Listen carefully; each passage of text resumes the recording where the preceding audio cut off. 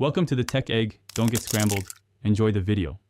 You start by opening Settings and navigating to Network and Internet, then choose Ethernet.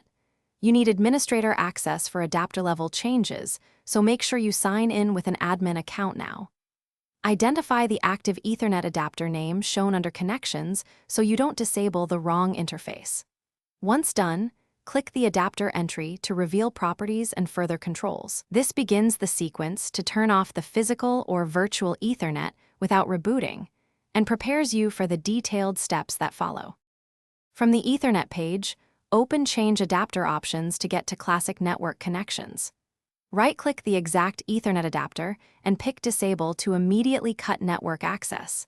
This is the most direct method and reverses easily by choosing Enable later.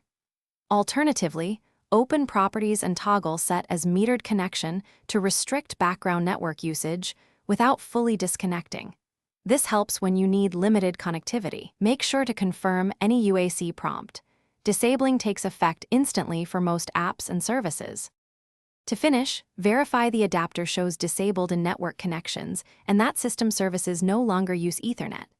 If you need a stronger persistent off, open Device Manager, expand network adapters, and disable or uninstall the NIC driver. Note this may require reinstall to restore. If something goes wrong, make sure the cable and switch are fine, confirm airplane mode is off, and check adapter status. If you lost remote access, use local console or safe mode to revert changes. This troubleshooting tip fixes most common issues. Thanks for watching. Consider subscribing if I helped unscramble your problems.